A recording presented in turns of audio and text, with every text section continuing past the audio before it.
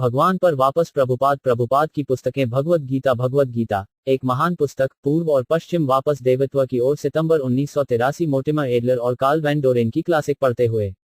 पुस्तक कैसे पढ़ें? मुझे यह जानकर निराशा हुई कि लेखकों ने पढ़ने के लिए अनुशंसित महान पुस्तकों की अपनी लंबी सूची से भगवद गीता को हटा दिया। चूक का कारण, भगवद गीता पश्चिमी दुनिया की किताब नहीं है।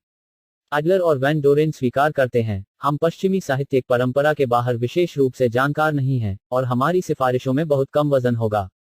दुनिया के अन्य हिस्सों को समझने की कोशिश करने से पहले अपनी खुद की परंपरा को जानने के लिए भी कुछ कहा जाना चाहिए। लेखक यहां तक चेतावनी जारी करने के लिए भी जाते हैं। बहुत से लोग जो आज भगवद्गीता जैसी पुस्तकों को पढ़ने का प्रयास करते हैं, वे कहते हैं, चकित हो जाते हैं, जबकि पश्चिमी विद्वानों के लिए यह रवैया असामान्य नहीं है। मैं इसे संकीर्ण सोच और पूर्वाग्रह के रूप में देखता हूं। यदि महान पुस्तकों को पढ़ने का लक्ष्य समझ हासिल करना है, तो हम शायद सबसे बड़ी पुस्तक को केवल इसलिए क्यों छोड़ दें क्योंकि वह पूर्वी है। दरअसल, जो ज्ञान में उन्नत है, उसे पता चलता है कि पश्चिम और पूर्व की अवधारणा कृत्रिम और अंततः अमान्य है। भगवद गीता विशेष रूप से हमें पश्चिम पूर्व सीमाओं से परे ज्ञान के साथ प्रबुद्ध करने के लिए है। भगवद गीता हमें शरीर से परे स्वयं के बारे में शिक्षित करती है। चाहे पूर्वी हो या पश्चिमी, काला हो या श्वेत, पुरुष हो या स्त्री, शरीर वास्तविक आत्मा, शाश्वत आध्यात्मिक आत्मा का बाहरी आवरण है। भगवद गीता की व्यक्तिगत आत्मा की स्पष्ट व्याख्या और सर्वोच्च आत्मा के साथ उसके संबंध ने हेनरी डेविड थोरो को यह कहने के लिए प्रेरित किया, सुबह मैं अपनी बुद्धि को भगवद गीता के शानदार और ब्रह्मांडीय दर्शन में स्नान करता हूं, जिसकी तुलना में हमारे आधुनिक दुनिया और उसका साहित्य छोटा और तुच्छ लगता है। राल्फ वाल्डो इमर्सन, एक और पश्चिमी व्यक्ति जो अपनी परंपरा से परे जाने के लिए काफी साहसी थे, ने लिखा, मेरे पास भगवद गीता के लिए एक शानदार दिन था। यह किताबों में से पहला था। यह ऐसा था जैसे एक साम्राज्य हमसे बात करता था, कुछ भी छोटा या अयोग्य नहीं, बल्कि बड़ा, शांत, सुसंगत, एक पुरानी बुद्धि की आवाज जो एक और युग और जलवायु में विचार करती थी और इस तरह उन्हीं सवालों का निपटारा करती थी जो हमें परेशान करते हैं। थोरो और इमर्सन जैसे दुर्लभ व्यक्तियों ने ही नहीं, बल्कि लाखों लोगों ने बेहतर ज्ञान की खोज में संकीर्ण भौतिक पहचान को पार कर लिया है। उदाहरण के लिए, दुनिया भर से लोग तकनीकी शिक्षा के लिए अमेरिका आते हैं। निश्चित रूप से ऐसे व्यक्ति यह नहीं सोच रहे हैं कि उन्हें अपनी शिक्षा को अपनी परंपराओं तक ही सीमित रखना चाहिए।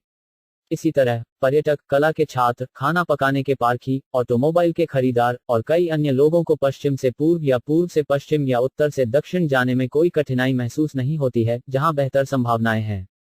निश्चित रूप से परम सत्य की खोज में सबसे महत्वपूर्ण और सार्वभौमिक अनुभव, हमें यह सोचकर भगवद गीता को दरकिनार नहीं करना चाहिए, यह मेरी परंपरा में नहीं है, या यह चौंकाने वाला है। एडलर और वैन डोरेन की भगवद गीता के बारे में चेतावनी, एक अर्थ में, प्रशंसनीय है। वे स्वीकार करते हैं कि वे भगवद गीता के अधिकारी नहीं हैं और ऐसे कार्यों की अंतर्निहित कठिनाई के कारण उन्हें गुमराह किया जा सकता है। लेकिन इसका मतलब यह नहीं है कि कोई सक्षम मार्गदर्शक नहीं है जो भगवद गीता के रहस्यों को खोल सकें।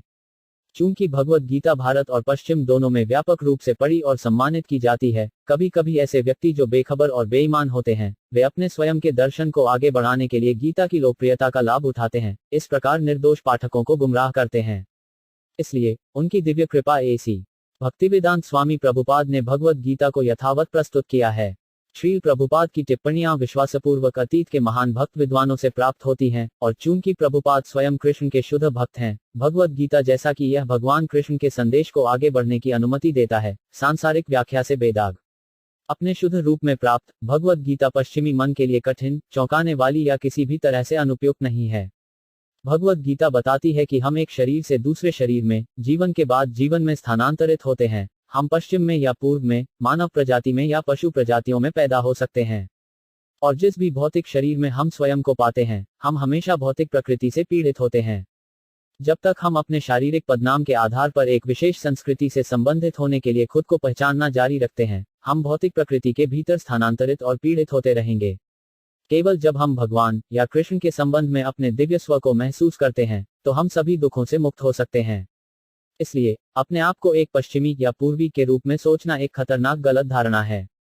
एक बार, श्रील प्रभुपाद को पूर्व और पश्चिम विषय पर शिक्षाविदों के एक समूह के सामने बोलने के लिए आमंत्रित किया गया था। हालांकि, श्रील प्रभुपाद ने इस विषय का तिरस्कार करते हुए कहा कि परम सत्य के क्षेत्र में इस तरह के भेद लागू नहीं होते हैं। उदाहरण के लिए, सूर्य को पश्चिमी या पूर्वी नहीं कहा जा सकता है, सूर्य सूर्य है, जहां भी दिखाई देता है। इसी तरह सोना सोना है, चाहे वह अमेरिका में खनन हो या भारत में। और निश्चित रूप से पूर्ण सत्य, भगवान के सर्वोच्च व्यक्तित्व, सभी जीवों के भगवान हैं, उनकी संस्कृति या परंपरा की परवाह किए बिना। श्रील प्रभुपाद ने पूर्व और पश्चिम के बीच एक महत्वपूर्ण अंतर को स्वीकार किया। उन्होंने कहा, अपने अनुभव से उन्होंने पाया कि पश्चिम में एक विश्वविद्यालय के प्रोफेसर को भी मृत्यु के बाद के जीवन के विज्ञान के बारे में कुछ नहीं पता था, जबकि भारत में आम आदमी भी जानता था कि उसका वर्तमान जीवन उसके पिछले कर्मों के कारण है, कि उसके वर्तमान कर्म ही उसके अगले जीवन का निर्धारण करते हैं। यह ज्ञान भगवत गीता का ज्ञान सार्वभौम है। भगवान कृष्ण ने सारी मानवता से बात की, उन्होंने कभी नहीं कहा कि वह केवल हिंदुओं या केवल पूर्वी लोगों को निर्देश दे रहे थे। बेशक भगवत गीता को पहली बार भारत में पेश किया गया था, और इसलिए कि संस्कृति भगवत गीता के दर्शन से परिचित परंपरा से समृद्ध है, फिर भी भगवत गीता सभी लोगों के लिए है। नम्रतापूर्वक, हमें अपने पश्चिमी कट्टरवाद और अनन्य महान पुस्तकों की सूची को अलग रखना चाहिए और भगवान कृष्ण की भगवत गीता के कालातीत ज्ञान को स्वीकार करना चाहिए। SDG